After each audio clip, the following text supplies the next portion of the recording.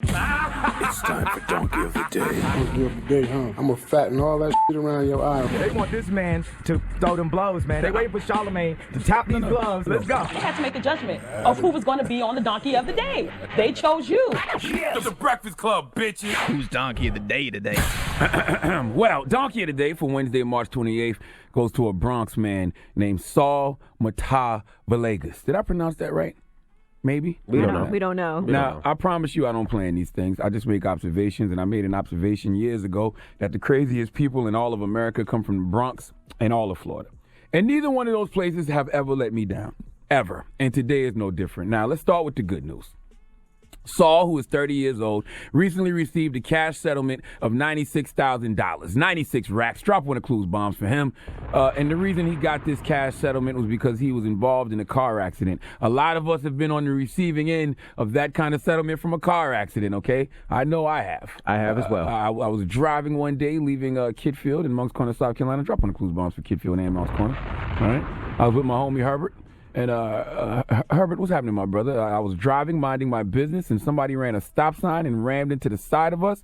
And Herbert looked at me and said, "You good?" And I said, "I think so." And Herb said, "Well, act like you're not, okay? Because we about to get paid." And Herb proceeded to pee on himself, on purpose, of course, to give off hurt realness. And by the time the police came, I told them I had a rib injury. And when the cop knocked on my window, I couldn't hear him at first because my head hit the side of the glass and my ear hit the window. So it was a lot of damage to my left ear that caused me not to hear so well for that brief moment in time. Oh, it used to be so much fun. You know that's against the law, right? First of all, my ear, I really couldn't hear, okay? And I would go to my ENT doctor and help him. He'd be trying to help me to restore my hearing in my left ear. And when the ENT doctor used to put those headphones on me and tell me to hold up my hand whenever I heard the little beep noises, when I used to hear that beep noise in my left ear, I would just sit there and mind my business because I couldn't hear it.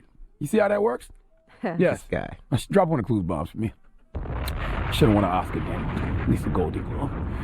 Anyway, 30-year-old Saul from the Bronx received his $96,000 cash settlement. Now, when you're 30 years old, and you receive a $96,000 cash settlement, what's the first thing you would do with the money? Angela Yee, what's the first thing you would do with the money? $96,000 in cash. $96,000 in cash? Yes. It's the first thing you would do with that money.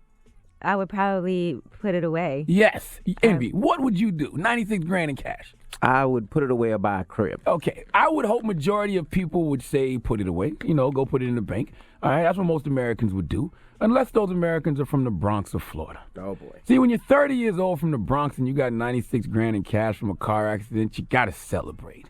And that's exactly what Saul did. He went and got a motel.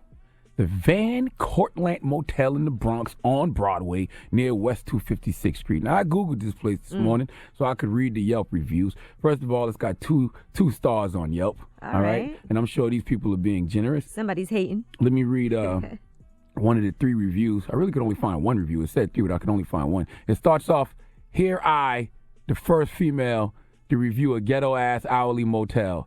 I'd say FML, but enough of that. I need privacy for a little while because you can't do something in your car. I'd better never Yelp in again at the risk of being labeled a regular. Cheap place. Take a shower. Yeah, that's it. I wouldn't spend the night, though. This place is a bit run down. I've only visited with only one other person, the same person. I swear." Then she put no in capital letters. "I didn't charge him either. Do what you came to do and get the F out." Wow.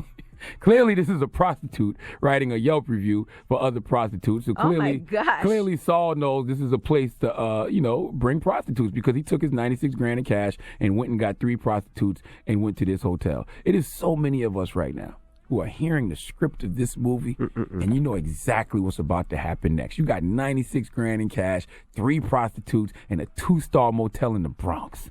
Let's go to News 12, the Bronx, to find out how this story continues. Police are now telling us that man, the victim, had just won a legal settlement for a car accident he was involved in the amount of $96,000. They say he then came to the Van Cortlandt Motel on Broadway around 10 p.m. Sunday night and shared a room with 3 prostitutes. Just hours later, around 7 a.m., cops are now telling us that the women seen here said they wanted to call a friend to bring over beer and cigarettes. The victim agreed, but police say that the men who showed up had masks on and brought a gun instead, stealing the victim's money. Now, officials have confirmed that the victim was unharmed and that they're still looking for all 5 of the suspects. Dropping the clues bombs for the streets, goddammit. Damn it, All right? man. Round of applause for the streets, still being the streets. All right.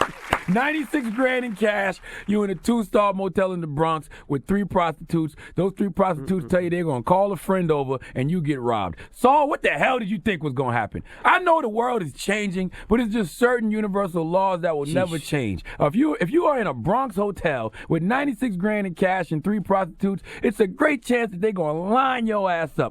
You could have, told 5 dudes who have any street experience, what's your plans, all right? And they could have all told you exactly how this story was going to end. Now, Saul released a statement, and he said, I am haunted by this. I keep playing it over in my mind. I was surprised they pulled a gun. Really?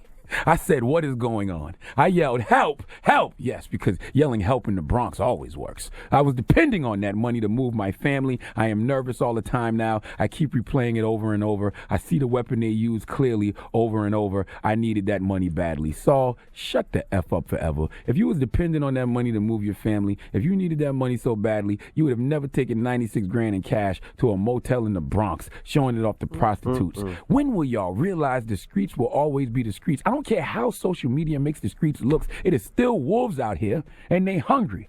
Saul, you in the Bronx with 96 grand in cash in a 2-star motel with 3 prostitutes and not a pistol in sight. You, my friend, was simply a snack for the savages, and I don't feel sorry for you at all. In fact, I will dare say that you deserved it.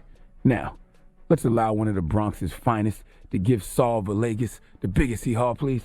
Hee-haw, hee-haw. You stupid motherfucker. Are you dumb? Damn it, man. Thank you, Remy. Thank you.